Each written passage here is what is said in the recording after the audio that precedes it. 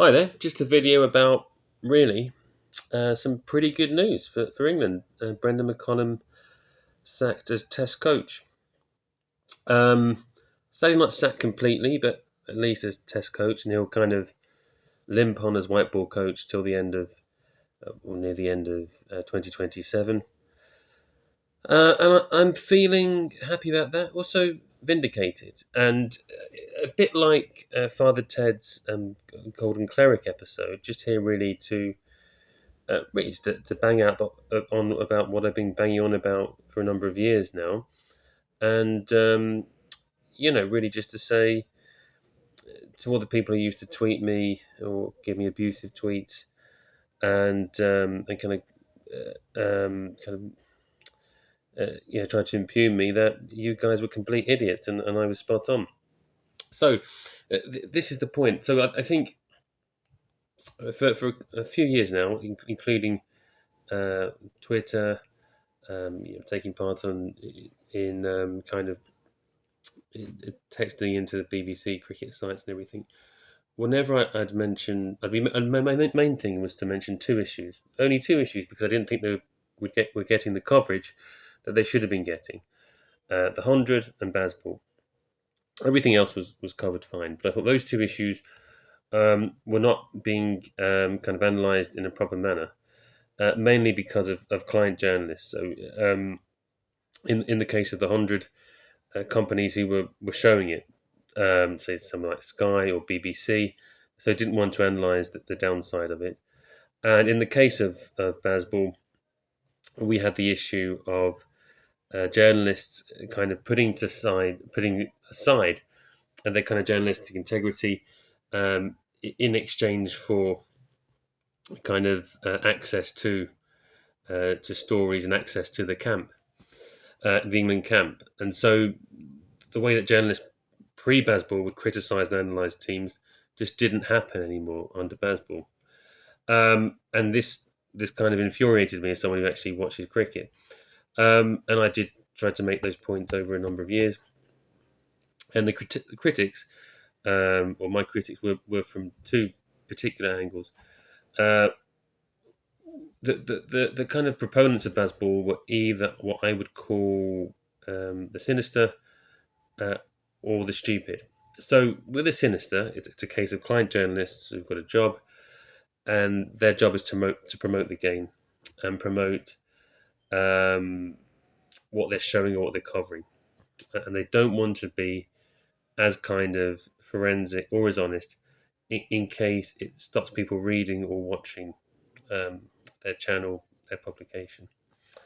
Um, with the kind of idiots, they were people who just privatized their brain to Sky Sports. And it was a case of people who either um, hadn't watched cricket before about 2021 and just started watching cricket, or people who just didn't really have any kind of faculty for independent thought. And because Ian Ward was saying something, they just decided to go along with it. And anything that went against that was a kind of heresy. Those people now have to stop talking about cricket. I don't want to hear from either of those people again, and maybe they should just stop now. Um, re the kind of fans that were kind of big baseball fans, they really had a short memory, or or probably just didn't watch cricket that often, and so they, what Ian Wood said went, basically, and they didn't have any kind of memory of previous cricket, so they didn't have anything to compare Bazball to. They didn't compare him to Flower or Bayliss or Fletcher or Mickey Stewart or whatever, or indeed with coaches across the world, Kirsten Langer, etc. They just compared him to Chris Silverwood, and that was it. And in fact, McCollum's record wasn't much different to Silverwood's. Really, he just failed in a more kind of glamorous way. There we go. So, I mean, let's start with probably the end of Bazball. This summer, the summer where England lost 2-1 at home to New Zealand. That was the first series, the first three Test series they lost at home think since 2012. So you're looking at 14 years. And BazBall had begun to feel old. And even the kind of biggest BazBall cheerleaders, kind of client journalists who raved about it, they could actually see now that BazBall, that the Emperor had no clothes. And uh, the scales had even fallen from their eyes. It's interesting. It's not so much whether they'd actually realised it. It was just more the fact, I think, that they could no longer go on um, pretending that it was brilliant anymore, because their reputation would be so badly damaged by that. They just had to kind of admit, um, their mistakes. Um, so it, we've we've had this for years at a kind of unprecedented level of propaganda and kind of client journalism, and really for both BazBall and the 100, and hopefully now it's coming to an end, and we get to a stage where we have a coach who is judged purely on results, not style, and aims to win things, aims to win the World Test Championship, aims to win the Ashes, aims to beat India, and that's it, and no rubbish. They can't get away with saying we just don't rate the World Test Championship, or um, we don't. It doesn't matter if we win or not. It's just about the style and some stupid phrases or slogans, etc. So I'm just thinking back before I go into kind of deep analysis. There does need to be a reminder to some people where they stood on BazBall before this happened. Um, if you go to the BBC or type into Google uh, something like, Adam thinks BazBall is uh, cricket for people who don't like or understand cricket, you'll get a comment I made on the BBC, and you'll see all the people underneath critiquing me and all backing BazBall, saying how amazing it was. Um, these people are still on Twitter, so just read it.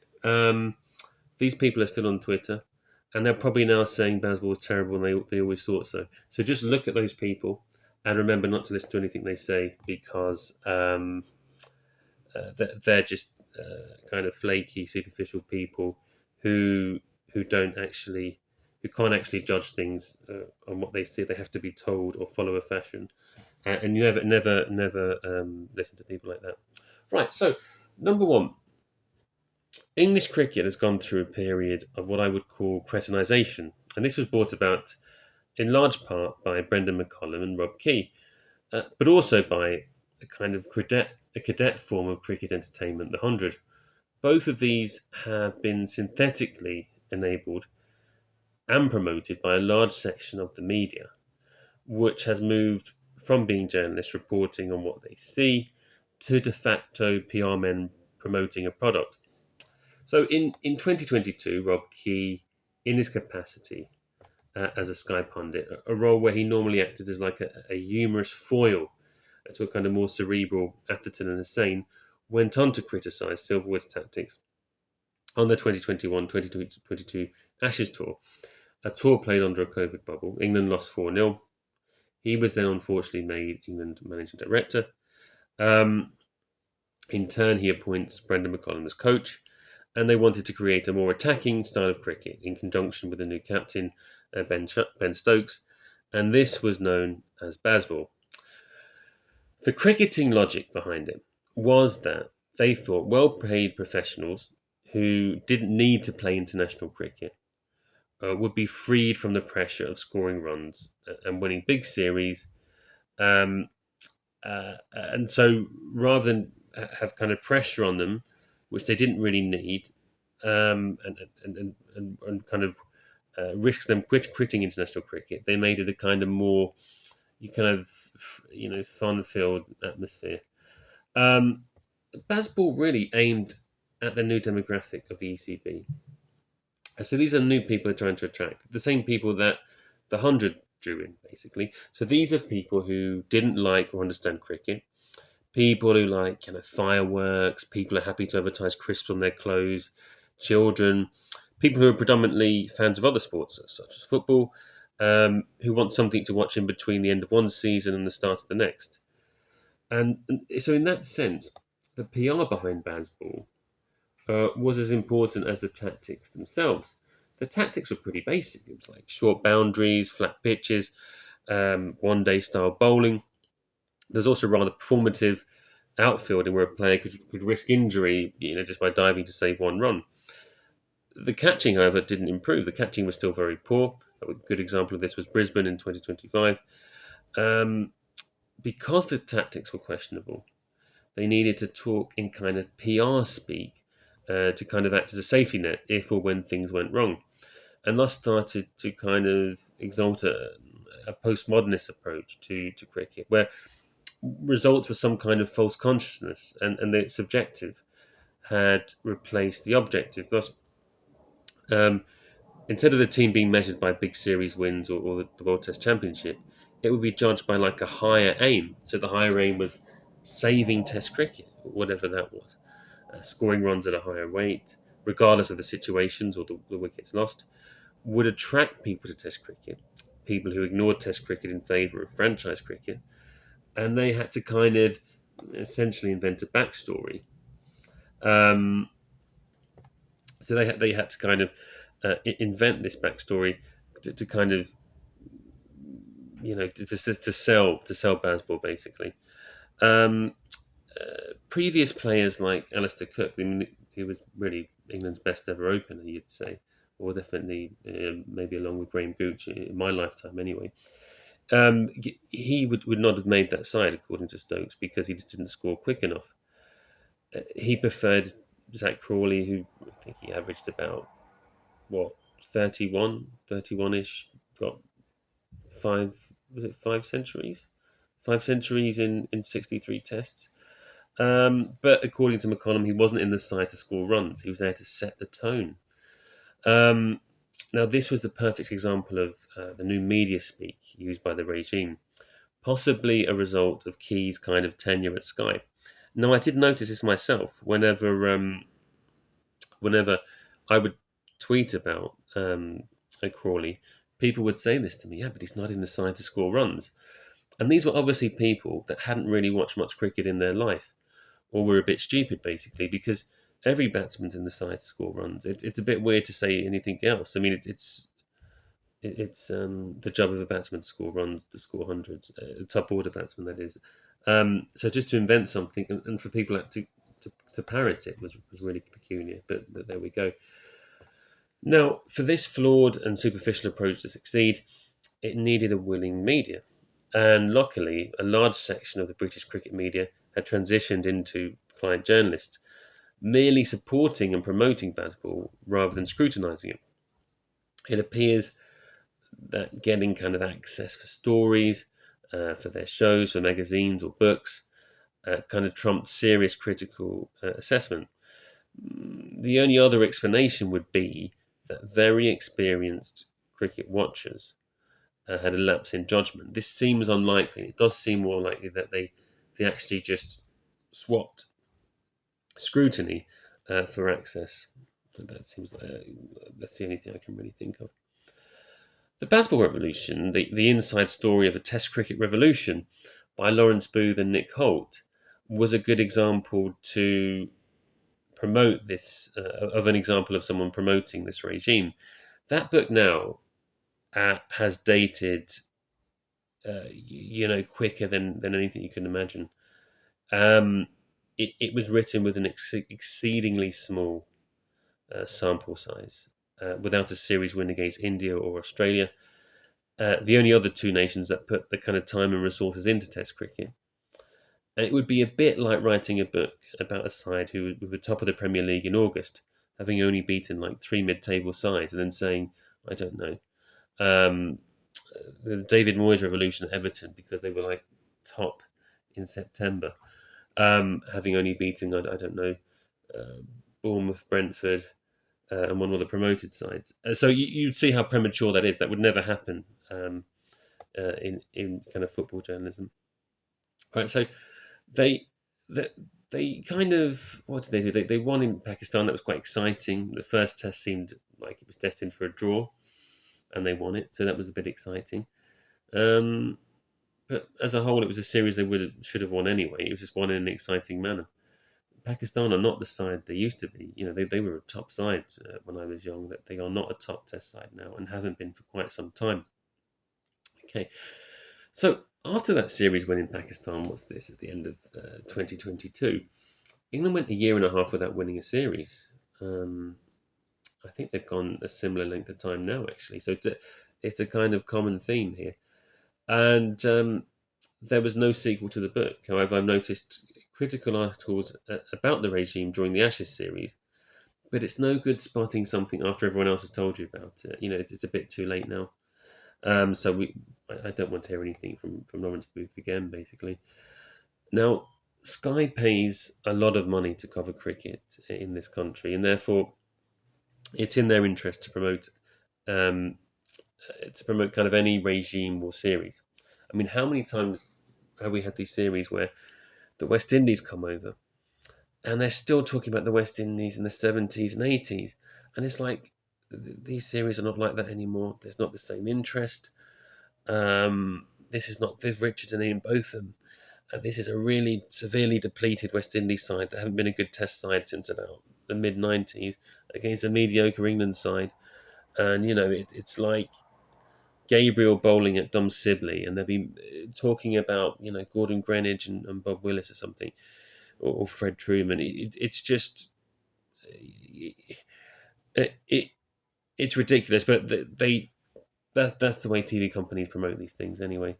So there's nothing sinister about that. You're just a company promoting or trying to promote the best you can at a series that's coming up. But there are a couple of issues I have with Sky's cricket coverage in general. The first issue really is the closeness to the England camp, to the extent that it's a bit like Team Sky in cycling. So they're not really.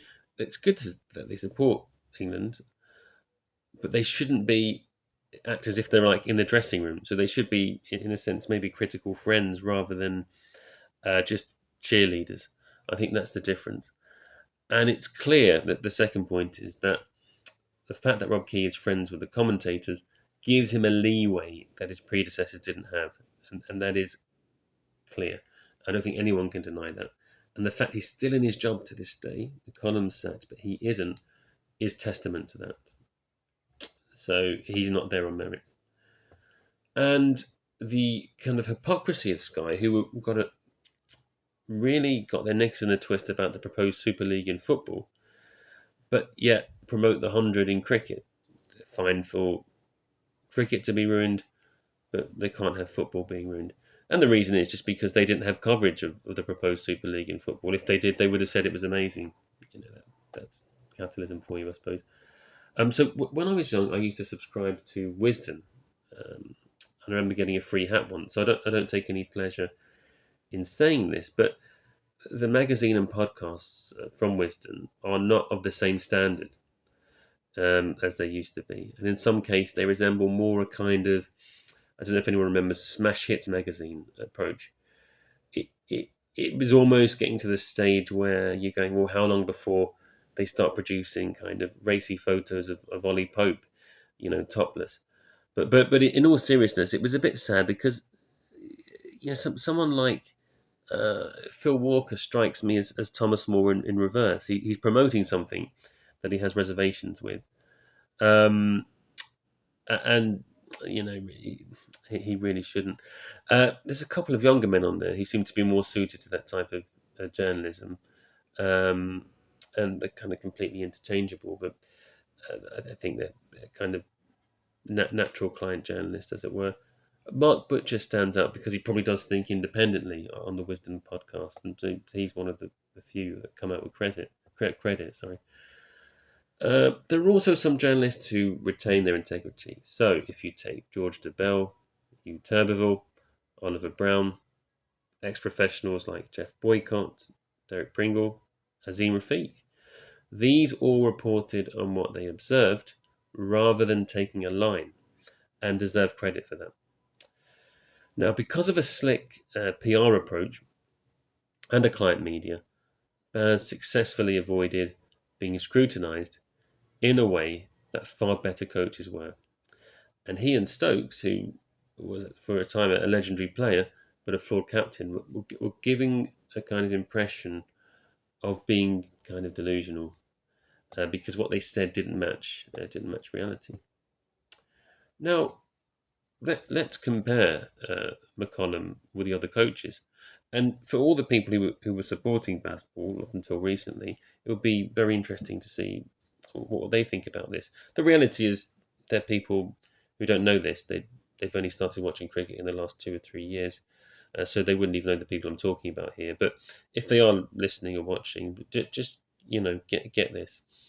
Um, Andy Flower, with no rhetoric or PR behind him, won 3 Ashes series, including an Ashes away from home, took England to the top of the Test rankings, won the T20 World Cup, whitewashed India at home, won in India, won a series in India, whitewashed New Zealand, and beat a much better Pakistan side than the one that McCollum beat. Duncan Fletcher transformed England from a side bottom of the rankings, won the Ashes by beating probably the best side ever, that Australia Test side in 2005. Won the first series in South Africa post apartheid. Won the first series against the West Indies for like 30 odd years, beating them home and away for the first time in 30 odd years. Won away in Pakistan, won away in Sri Lanka, oversaw central contracts, got to the Champions League trophy final, losing to maybe some dubious LBW decisions, and improved England's ability to score runs against spin. Also improved the way the tail batted. So that's pretty impressive. Trevor Bayliss won the World Cup, won the Ashes, beat India 4-1, finished runner-up in the 2016 T20 World Cup, semi-finalist in the 2017 Champions Trophy. Baz advocates, or Baz kind of branch Brazilians, I call them, are uncomfortable comparing Baz and to those coaches, and instead prefer to compare him to Silverwood, or more accurately, Silverwood's last year, the year where they played under a kind of COVID bubble. And it's like they only think cricket existed from 2021. There was actually a woman on Twitter who said something like that. It was quite revealing when I was talking about. I was on Twitter for about 2 years, and then I got hacked by someone. But when I was on there, I was kind of criticizing BazBall. This woman was saying, "Well, this is better than an improvement on what England were like before," and she just didn't have any reference. Her reference was just literally the Ashes series ending in early 2022, and that was it. That's all she could remember. And so, if that's all your frame of reference is, then maybe BazBall looked quite interesting. But obviously, cricket existed, for Test cricket's existed now for about 150 years. So you needed people with kind of longer memories. Uh, Peter Moores, um, he beat India 3-1. Silverwood won 3-1 in South Africa. Beat Sri Lanka 2-0 in Sri Lanka. Played spin much better than Baz's team. You would say Baz is more akin to Moores and Silverwood than Fletcher, Flower, and Bayliss. Although, if you believe the hype, people make out he's one of the best. Probably say that Moores and Silverwood were slightly better. There is little difference in substance between Silverwood and McCollum. It's just the way that the journalists covered it. Silverwood lost 3-1 in India. Baz lost 4-1 in India. Silverwood lost 4-0 in Australia. Baz lost 4-1 in Australia. So, you know, the difference is just a kind of a journalistic confection. So, from the start, the priority of the regime, the McCollum Key Stokes era, they kept banging on and on about winning the away Ashes in 2025, 2026. And they used every series as preparation for that, and almost treated those series like friendlies um, to prepare for that away series, including the home Ashes series and the home series against India. Um, so Key introduced the Kookaburra ball to some games in the county championships, um, and they started to pick people who were fast, even if they didn't get any wickets and were a bit raw, and spinners who hardly played and didn't get any wickets, just because they thought they might have the X factor in a number of years' time. In Australia, they continued with Crawley because Crawley had made 70 in Australia in 2021. Um, it's amazing when you look back at it, really. Um, they went there and lost 4-1. So, given the fact they'd prepared solely for that and lost it 4-1, that really should have been the end there and then. Baz had a, in inverted commas, no dickheads policy that obviously didn't stretch to the coach or the sporting director, but selection was no longer based on runs or wickets, etc.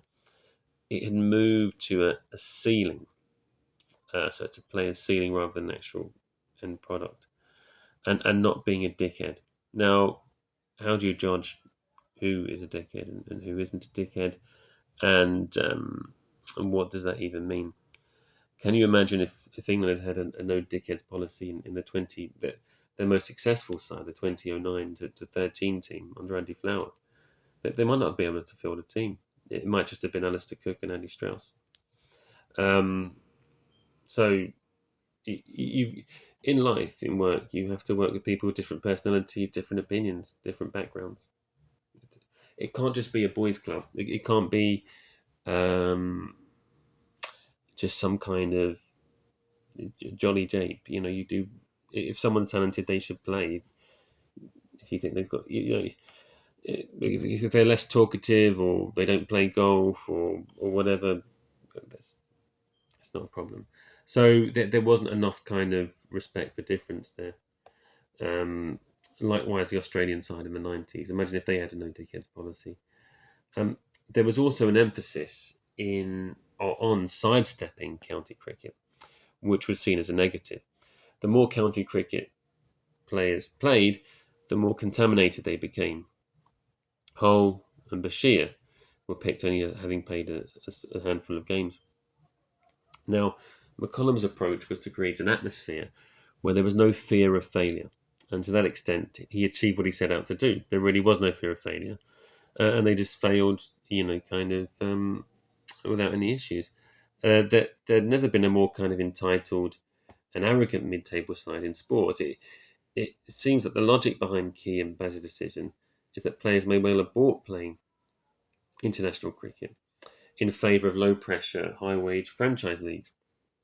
So to keep them on board, they endeavoured to create a kind of more relaxed atmosphere with no pressure to score runs or take wickets or even receive coaching to improve.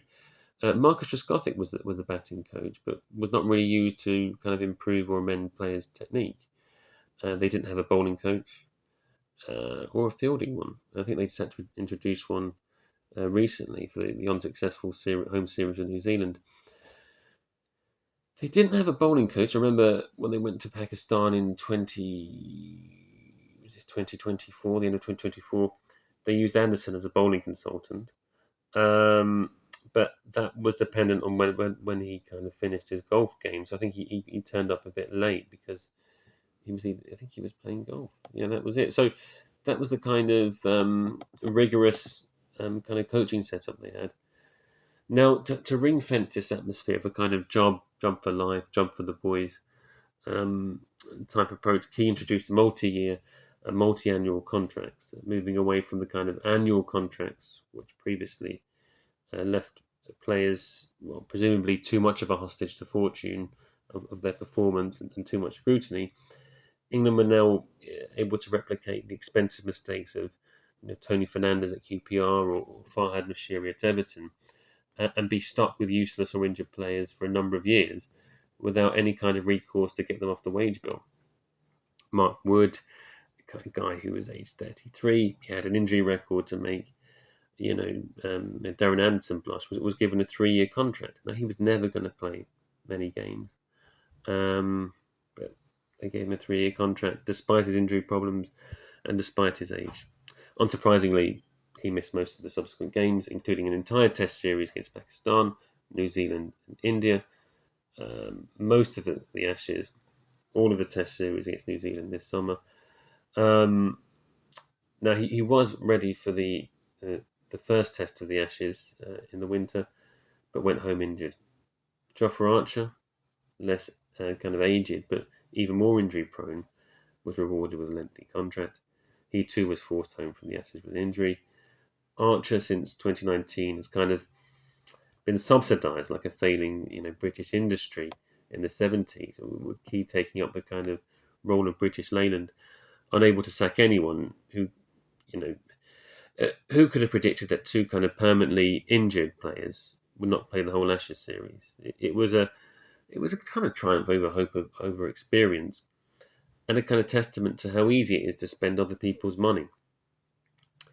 Now that the ECB have sold off the domestic game, they'll have to spend more money on subsidising injury-prone and entitled players who are kind of unperturbed by performance or fitness. So the money they've got from selling off the game to Indian and American franchises is now just being wasted on kind of useless players. Anderson was jettisoned because they thought he wouldn't be available for the signpost 2025-26 series. But Wokes was giving him a 2-year contract, despite the fact he was never going to be available for that Ashes series. Had a poor away record, and would have been 36. Milan got a year contract but just played for the first couple of months. Bairstow played for under half his 2-year contract. And Key's eagerness to bring everyone on side was somewhat desperate and counterproductive.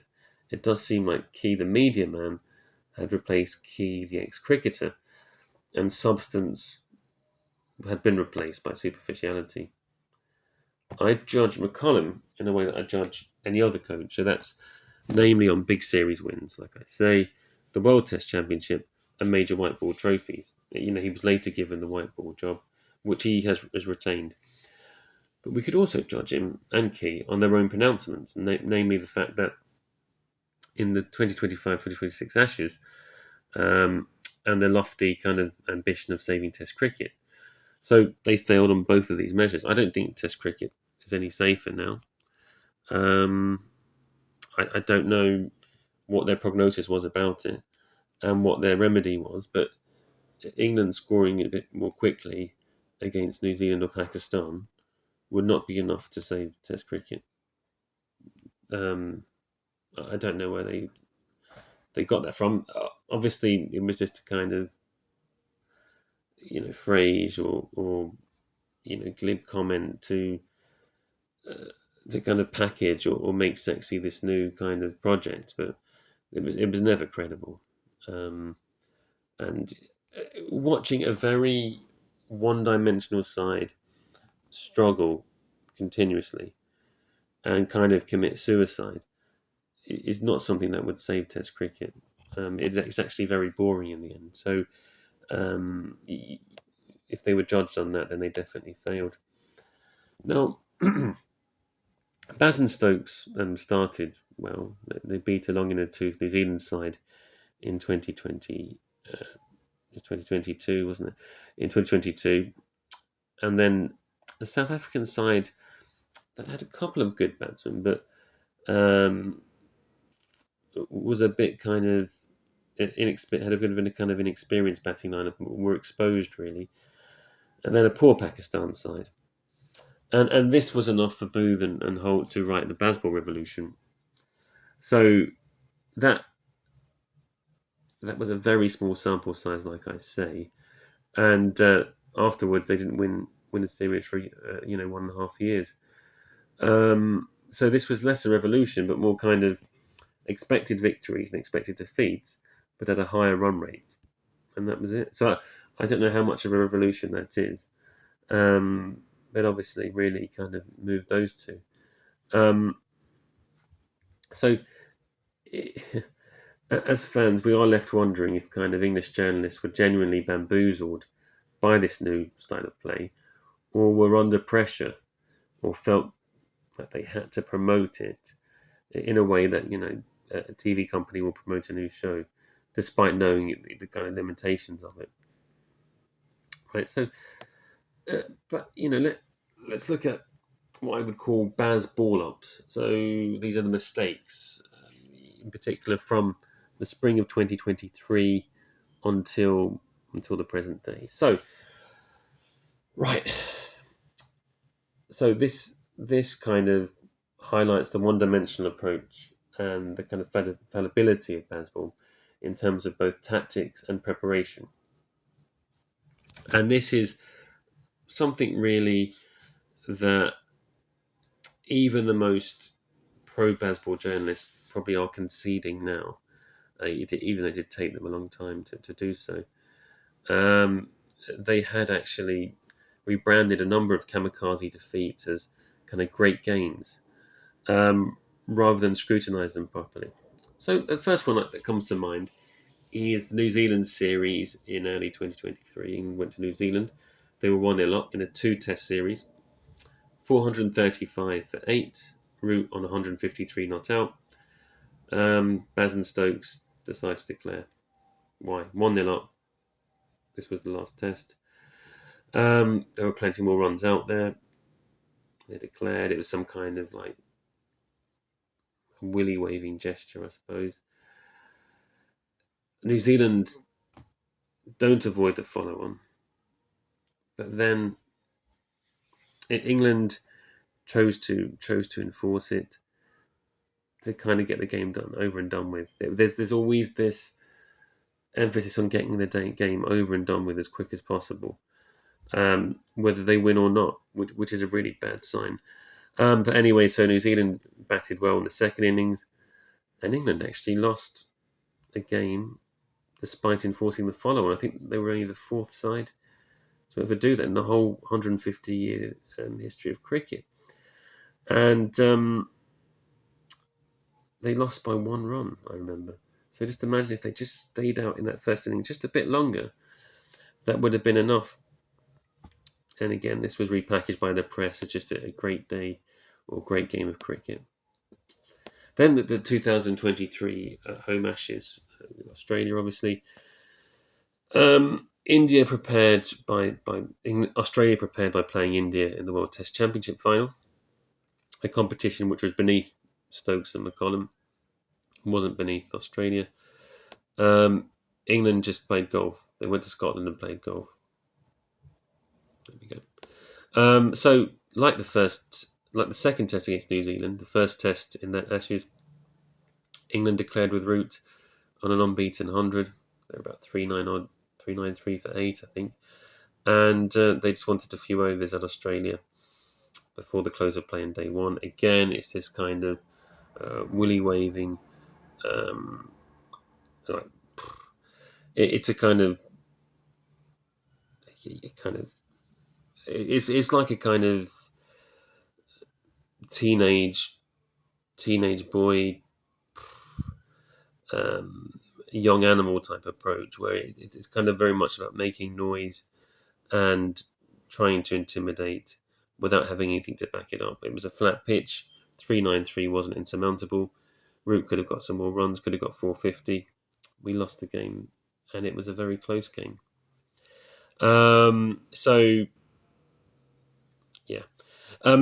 So Australia were kind of relieved that they didn't have to continue bowling. England had prepared these really flat pitches for their one-dimensional batsmen, so like Crawley and Dockett and Pope, who would struggle to get runs, especially Crawley, on a pitch that wasn't a feather bed. They kind of lost it in the end, I would say, because Bairstow missed a number of chances. Ali, who hadn't played Test cricket for a number of years, was recalled, but because he hadn't had any practice, injured himself and could hardly bowl in the second innings. So there were kind of very simple things like that. So a wicketkeeper that hadn't kept in Bairstow, really for after his injury, or just kept seldomly, and a spinner who hadn't bowled in the longer form of the game for a while. weren't ready, which is kind of obvious. But for people who don't look at the nuts and bolts of things, or aim to kind of win as their kind of main objective, um, the they do make more kind of superficial decisions, and this is what happened. So uh, the next kind of test, England were kind of 188 for one, and then went from 188 for one to 325 all out. They just kept hooking and pulling this short ball tactic from Australia. Australia, their only spinner Nathan Lyon was off injured. England could have got 4 or 5, maybe even 600 there. Flat pitch, spinner was off, but they just all got out playing the same shot. There was no nuance in the game. There is no nuance about BazBall. Like games like this, it was just suicidal. They fell into a trap because they can only play one way. So when Australia started bowling the specific tactic, they didn't ride it out. They just played the same shots they always would, despite the field being set in a certain way, etc. And that is the limitation of BazBall. It was a game where it kind of made famous by Bairstow being stumped because he forgot to stay in his crease. And England afterwards said something like, "Well, we wouldn't have wanted to win like that." It's just complete garbage, really, from very deluded and entitled people. They then pulled a test back. Fourth test at Old Trafford was rained off because it does rain in Manchester, and that was that. In the end, the series was 2-2, and Australia retained the Ashes. And really, regardless of the rain, they should have been 2-0 up before it got to that stage. They should have had their series wrapped up.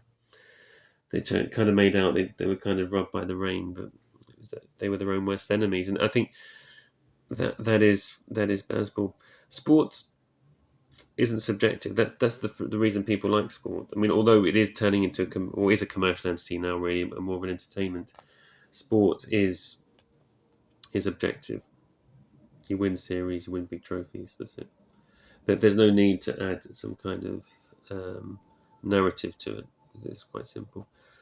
So after the Ashes, England made a pig's ear of their World Cup defence. Now that wasn't Baz's fault. He wasn't the ODI coach, but it was another black mark against Key. And his kind of it's all right on the night approach. He flew to India, funny enough, after England had effectively been knocked out to kind of, I don't know, rally the troops, which was completely pointless. A really empty gesture, which kind of symbolised his tenure as a kind of England supremo. And he's still there somehow. I really don't understand how he's still there.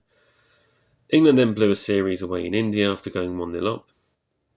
And the kind of, again, client journalists would say things like, well, it's hard to win in India, blah, blah, blah.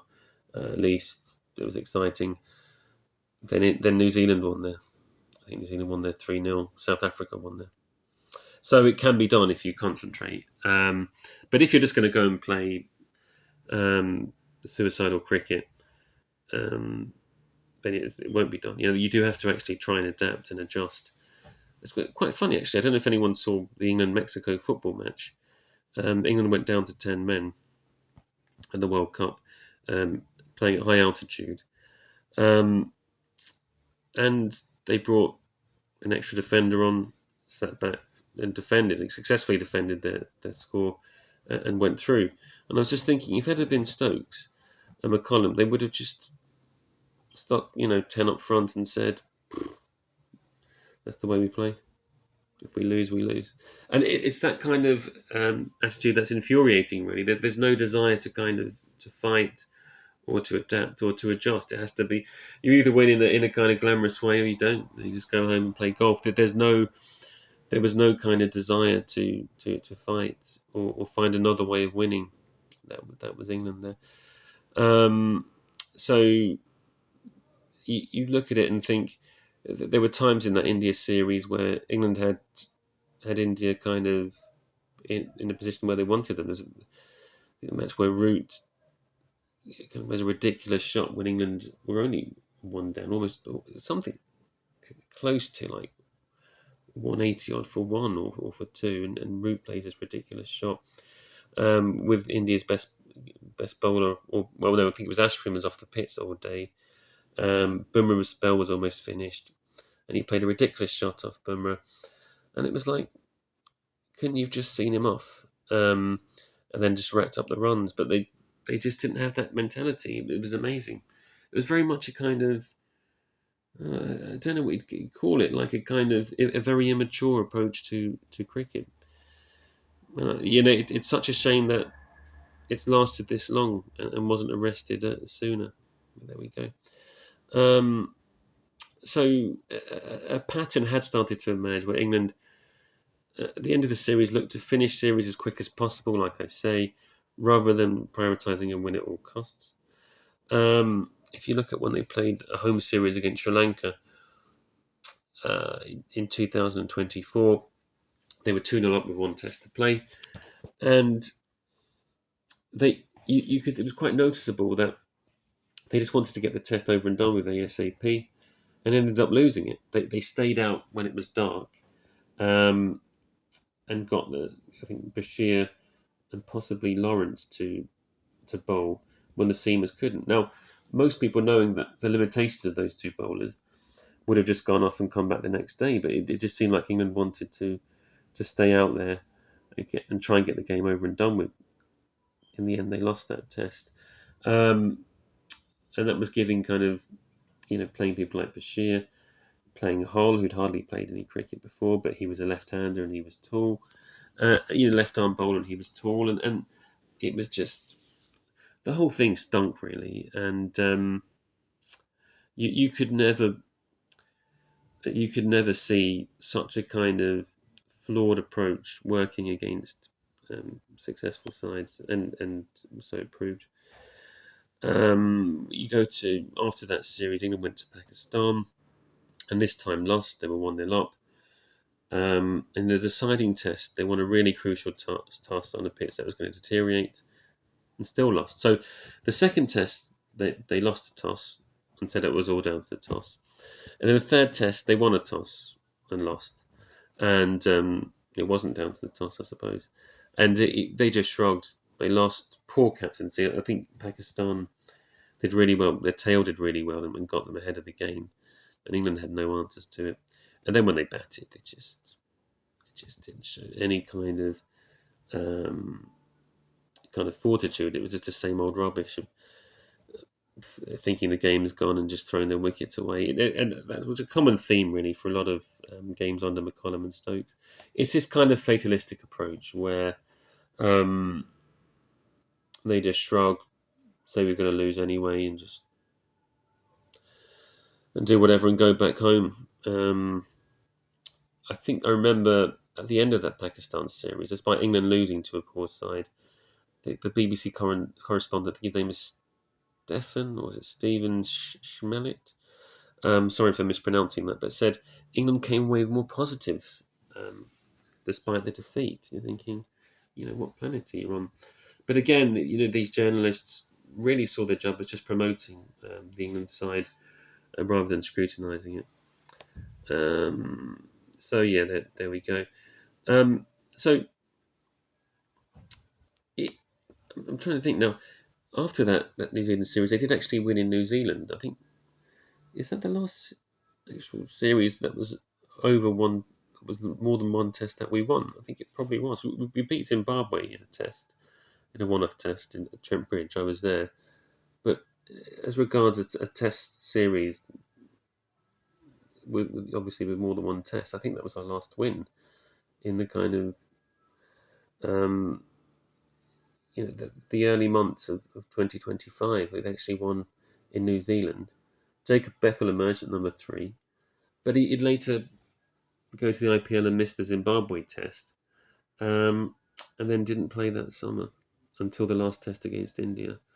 And he was just basically at one stage just carrying drinks, a bit of a Sam Billings, going out there with like a yellow bib on and handing drinks out. So then he was out of form, and England really missed a chance there. So I don't know, letting Bethel play in the IPL meant he missed the Zimbabwe test. Did that save Test cricket? Did that do anything to promote Test cricket? I don't think so. Um, then they blew another series against a top tier nation against India. Um, in 2025, they I mean, it was funny in a way. They won the first test in a way they wouldn't have done under most coaches, chasing a big score. Then they lost the second test in a way that no one else would have done. It was such a flat pitch, and just England showed no resilience to kind of bat out a draw, even when they had a bit of help with rain. And you think, well, even kind of like David Lloyd's side would have drawn that one. So that was remarkable. They then go back to 2-1 up. Fourth test, they're really in the ascendancy. Pant gets injured, and they just can't finish India off. They just can't do it.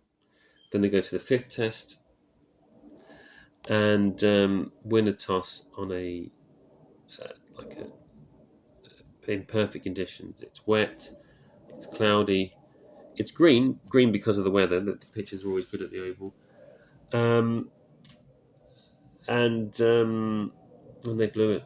They blew it. It was ridiculous. And it kind of was a kind of microcosm of all the kind of problems and flaws with this regime. So selection, he brought in Bethel to replace the injured Stokes. The only problem is Bethel had hardly played, so he was rubbish in that game. And actually, his dismissal was probably the turning point in the second innings. But again, he hadn't played, so um, that was a kind of a weakness of selection. And they went with four seamers, but picked Jamie Overton. And Jamie Overton just isn't a very good Test standard bowler at all. And in those conditions, you wanted someone really more like Ollie Robinson. Ollie Robinson is not amazing, but in those conditions, he's fine. I think as he showed in that test against New Zealand um, in May, even down Morrell, you just needed a guy who knew where to put the ball. Overton is just someone who runs in fast, or not even that fast anymore. And he's supposed to be handy with the bat, but didn't get any runs in that series. So that was a mistake. I think he actually retired from Test cricket just after that test, which kind of proved the point. Um, let's see what else happened. So maybe even Potts or Cook might have been better than Overton. Well, they would have been better than him anyway. So England then were in a really kind of good position in the first innings, and they just collapsed. I think they were like 100 odd for one, and they collapsed to just having just a few more runs than India. I just trying to remember it. And then India set them a big target to chase, and they were chasing it, and they were making a good job of it. With Brook and Root, and then they committed suicide again. And what was remarkable was that by the close of play, I think on day 4, they needed about 32, 33 runs, just thinking from memory, with 4 wickets left. Overton was in, Jamie Smith was in, and they lost. And you just think, that's BazBall. They weren't even cool-headed enough to see the side home from that position. And if you can't really win from that position, you're not really going to beat many good sides. I mean, I couldn't think of an England side that would have lost that game. Even some really poor ones in the past, I can't imagine not getting 30 odd runs with 4 wickets left. Yeah, so again, I think from that time onwards, even the kind of apologists of BazBall were having to start to admit that there are a few issues there. Now, you see not only the limitations of BazBall in terms of the results, but also in terms of producing players, or I would say ruining players. So someone like Brook is undoubtedly a talented player. He's already got a Test triple century. He's got a number of hundreds. and you can see how good he is. But was McCollum the right person to develop him? Because he does come across now as a very entitled, very limited Test player. T20 wise, he's great, but really he should be the top level at all formats, and his talent's being wasted. And he just kind of plays these ridiculous shots, and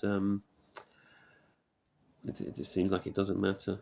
Jamie Smith, another one, started like an absolute train, um, but has just appreciated and really been a case of someone with diminishing returns since his start.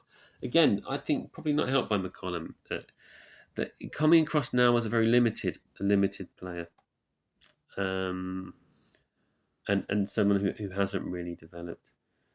Now, I think that series, the India series, summed up this team. Some good chases, some idiotic collapses, poor under pressure, poor catching, wayward bowling. It's very hard to argue that Baz's side had improved year on year. In fact, the opposite was true. It actually got much worse.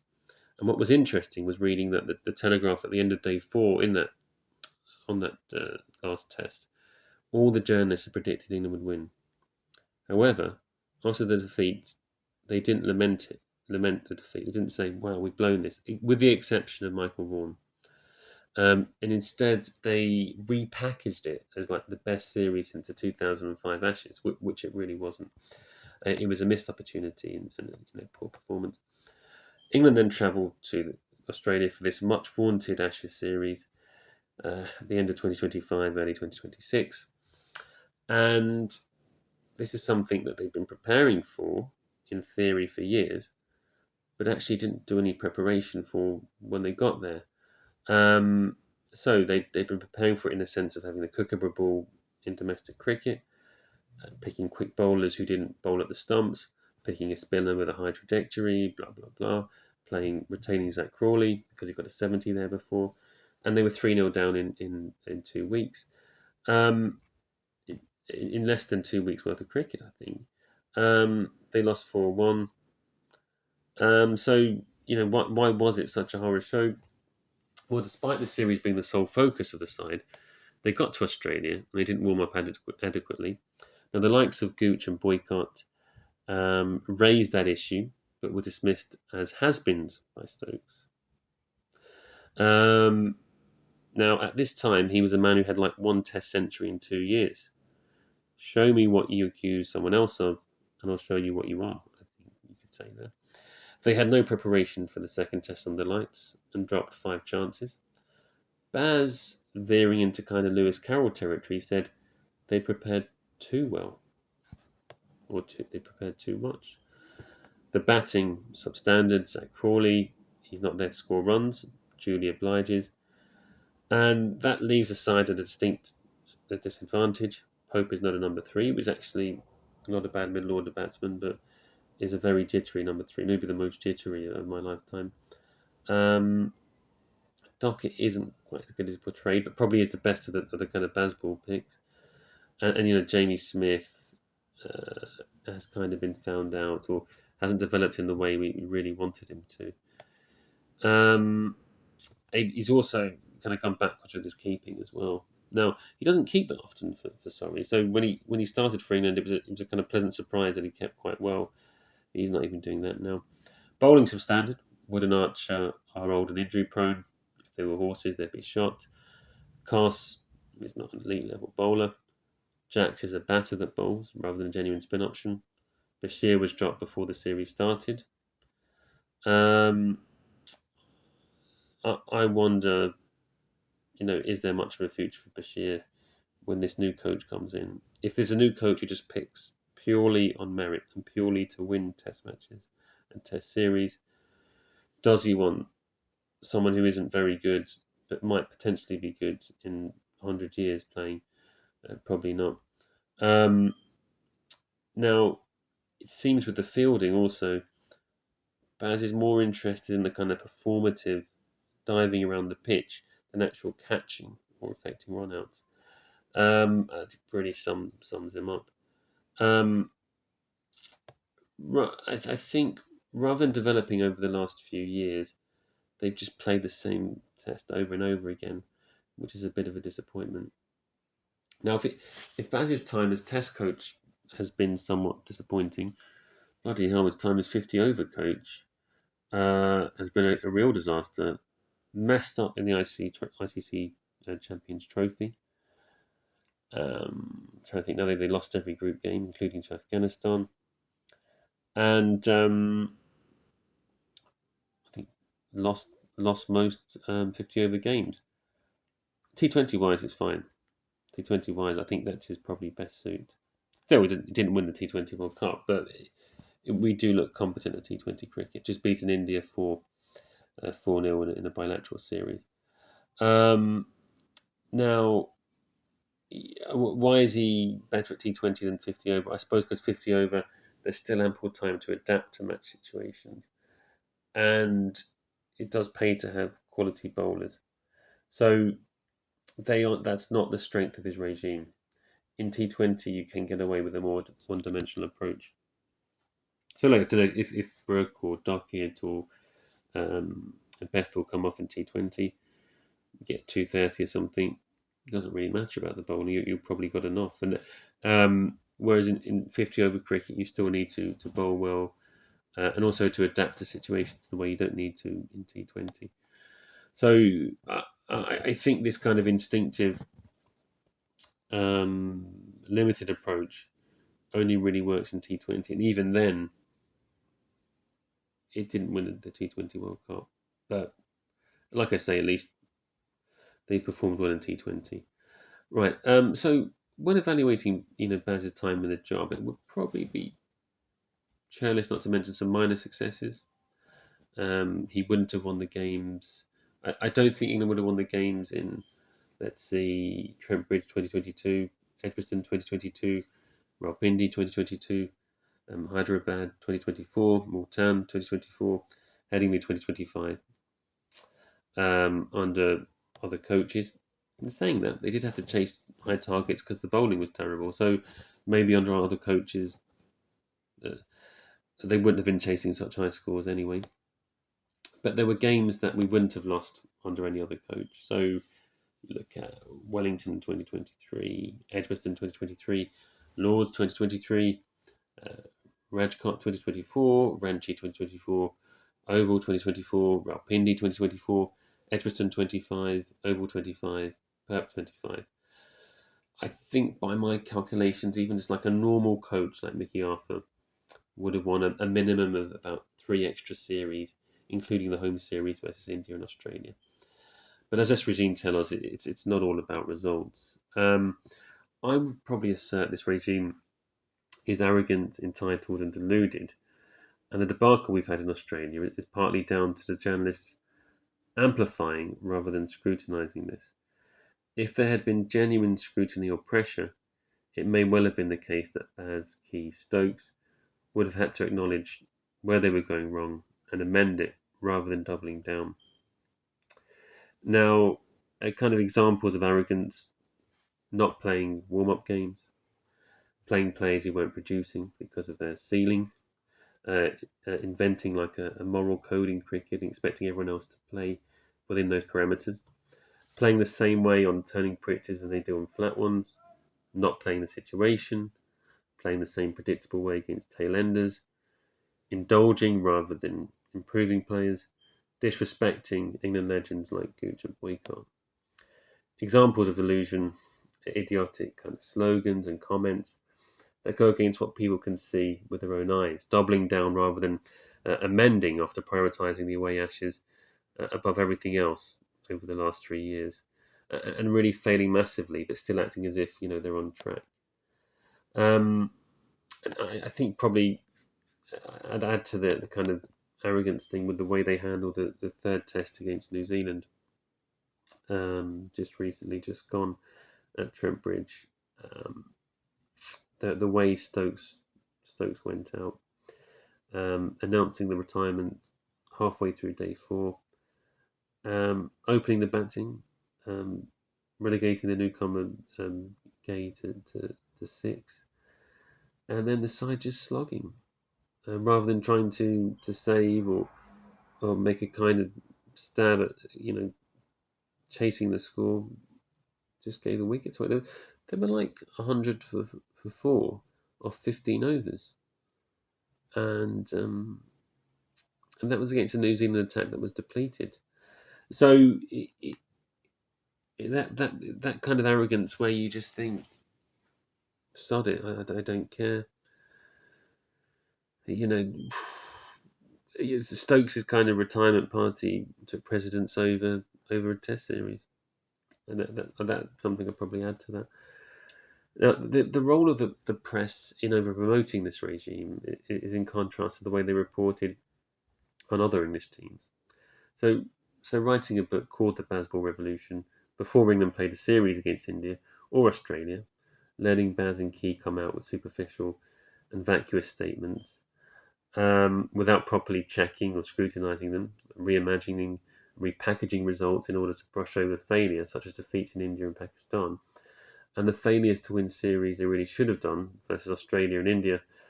Um, Sky were quite taken by Crawley hitting a four, I remember, off the first ball of the 23 Ashes, to the extent that they just lost sight of the normal ebbs and flows of the game and overemphasised something trivial. The Sky kind of commentary team are to BazBall, or were to BazBall, now it's gone, thankfully, what the Bobby Soxers were, I think, to Frank Sinatra. They're even attempting to repackage the recent Ashes defeat as a kind of victory because they won that fourth test. It really is a bit ridiculous. Um, Now, there's a problem, I would say, with the press at large, and that is they are drawn from a very small pool of people. Now, a lot of the time, these are privately educated, middle class, and centre left people, as opposed to what they were before, which was privately educated, middle class, centre right people. That they all look the same. They do have more women on there, but they're also from a similar background too. Um, and so, how many people who work for Wisdom, the BBC, or Sky are from like a council estate? There's hardly any, if any. I don't know. Um, I think that they all have the same political views. Like I said, I don't know. As an example, I remember watching one Wisdom podcast, and they spent the first kind of 10 minutes moaning about Elon Musk. Um, there was another case where there was a panel on, and they all agreed that an M2F trans cricketer should be able to play in the women's game. And it was like, whatever you think of the issue, that is not what the country as a whole thinks. So you've got 100% of the panel who would probably have the view of a kind of maybe under 10% of the population. So that's how kind of unrepresentative their kind of views are, um, which was interesting. They didn't even have someone to put the other side of the argument on there. So yeah, they're very kind of unrepresentative, kind of metropolitan type. Um, yeah, so you do need a kind of wider pool of people, and maybe people who are more individual, maybe people who've done other jobs, haven't just gone there from university, and people who are able to analyze things just by themselves and not take a line, not be like whipped into a line. Now, why does that matter? It's because rather than being a group of people simply reporting on what they're seeing, they're interpreting or reinterpreting or repackaging what they see through their own prism. It's like the public need to have things explained to them rather than reading a kind of eyewitness account and making their own mind up. We don't need a conduit to understand cricket. I think the average cricket fan is smart enough to understand the difference between urine and honeysuckle. If it's clear that a cricket journalist has moved from being a cricket journalist to like an unofficial ECB spokesman, then people will just stop, watching, listening, reading. The press's uncritical and supine approach to Baz is supplemented by their uncritical and supine approach to the 100. The 100 has ruined the English summer. It's detrimentally affected the national side, the domestic game, and possibly leading to, or will lead to, the extinction of the smaller counties. Apart from everything else, it's a kind of god awful, piss poor product. But it, it's like I don't know, just a really poor pseudo entertainment.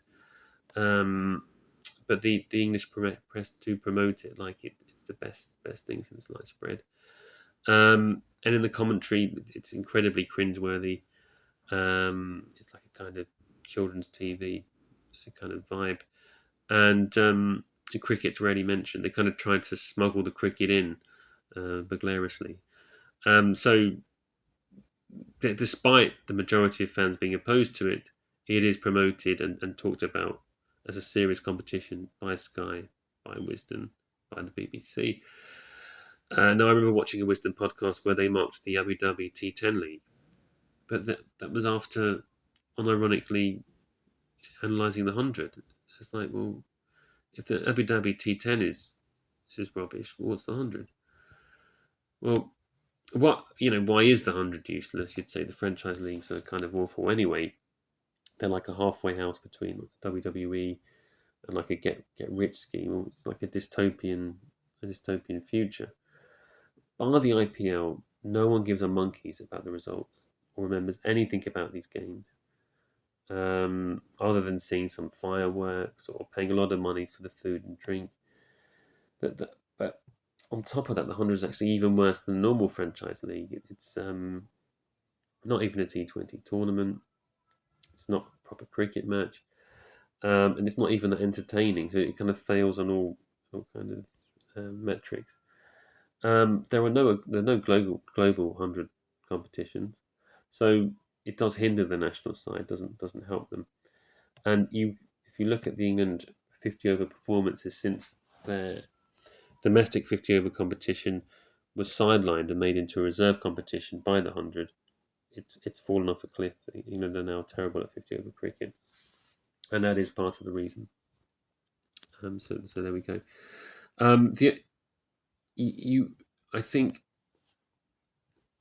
when you look at it, if sport becomes an entertainment, then it must be compared to other entertainments. So I don't know, mercenary South Africans bowling. A mercenary South African who plays for Holland, trundling in to bowl to a mercenary South African who plays for Namibia and slices a bowler for two in front of a crowd of 8-year-olds with crisps on their shirt, is not entertaining in a way The Godfather's entertaining, or Predator, or The Wire. So, in a way, the ECB took everything from the IPL except the actual cricket. In the IPL, people are still actually interested in the cricket, and the cricket is of a high quality. Now, the English press and the 100, the English press know full well what a low-grade, poor excuse for a competition it is. They also know what damage it's doing to the game. So why do they back and promote it?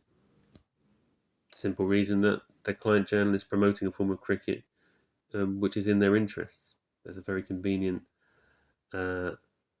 line from kind of some that it's happened now, and we just have to accept it. It would be interesting if those journalists who trot out that line would say the same about Trump's election or Brexit. Oh, it's happened now, just accept it. We won't tweet non-stop about Donald Trump because it's happened now. It's a very sinister line, and you know full well that they're just trying to be tricky and avoid scrutiny. So, what has this got to do with BazBall? Why am I talking about this with BazBall? Have I just gone on a kind of tangent? No.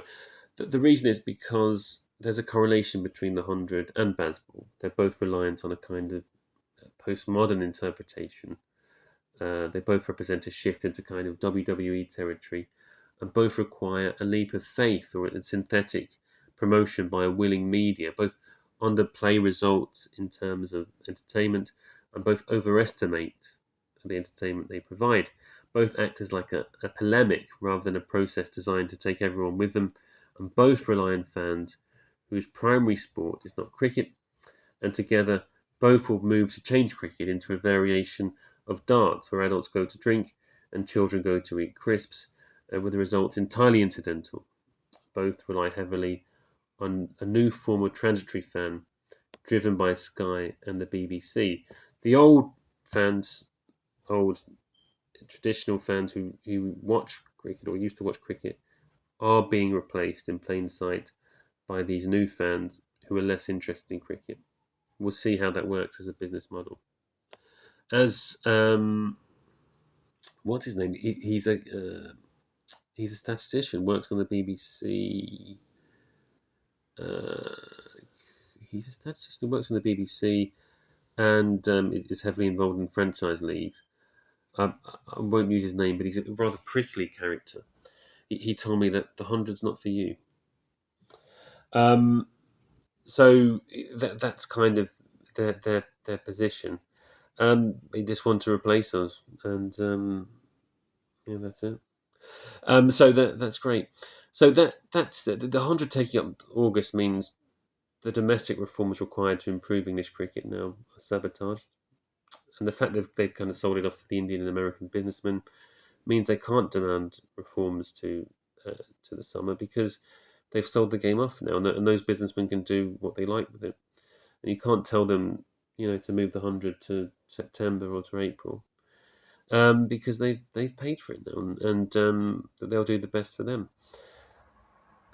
So really, you'll probably find the 100 eating up more and more of the English summer with tests and white balls being completely sidelined. I mean, there is a kind of wider point in cricket, despite England's heroic attempts to save Test cricket, that it's not too it's not too kind of unrealistic to imagine, in a decade, hardly any international cricket and just an IPL or IPL affiliates going on throughout the year. Maybe a small window for World Cups, and that's it.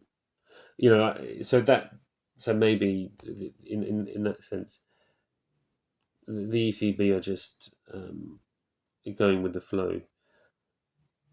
In saying that, it's still terrible.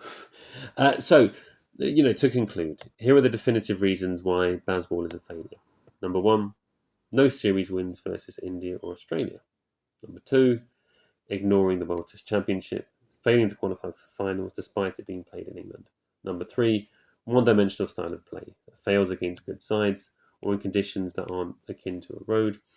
Number four, picking players in spite of form or suitability, which creates a perception of favourites and means England are ill prepared against skillful and nuanced attacks. Indulging players in a way that is meant means they don't improve and are only suited to limited situations. Obsessions with the away ashes an obsession with the away ashes at the expense of all other series, and in the end, losing the away ashes anyway. Postmodern language and media speak used to explain away our decisions and poor performances, appearing arrogant, deluded, and entitled. Baz's expansion into the white ball coach has made us even worse at 50 over cricket. How to turn things around? Right. England must replace Key. Key had to go before Baz. How the hell he stayed in there? He must be the luckiest man in the world. He has to go. There has to be a sporting director who is competent and effective. Somebody like Alex Stewart. And they should work with the new coach. Again, someone who is competent and effective. I don't know, Langer, Kirsten. I've heard there could be a return of Andy Flower.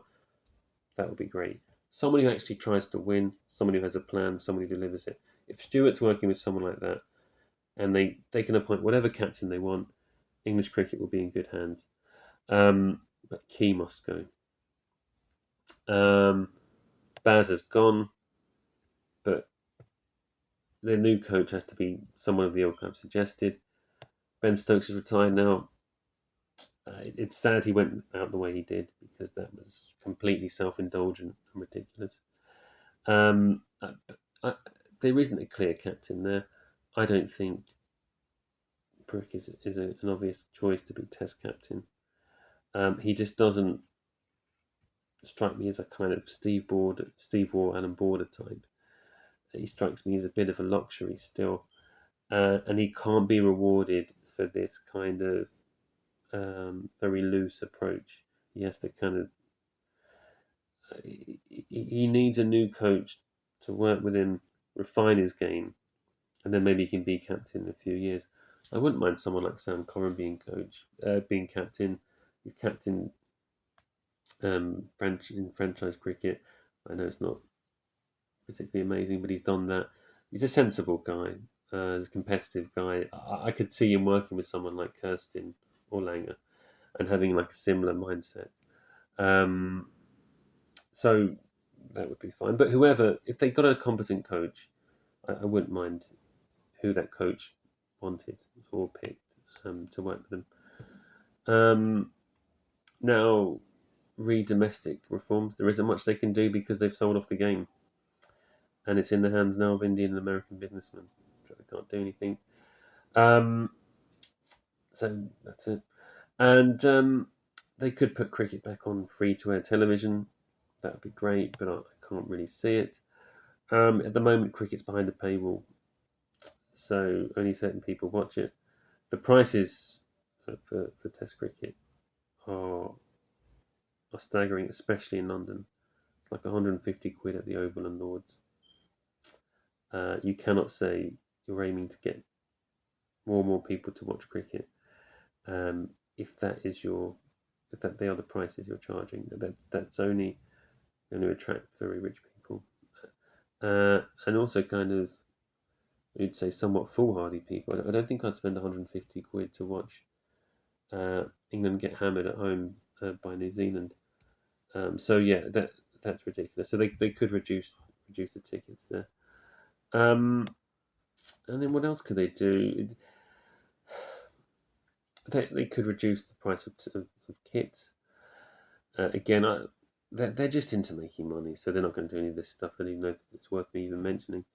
Um, I mean, just on that topic, I would just really strongly advise anyone, any kid watching, which I doubt any kid is watching, but anyone who's I don't know, a teenager or something, don't buy cricket shirts with hula hoops written on them.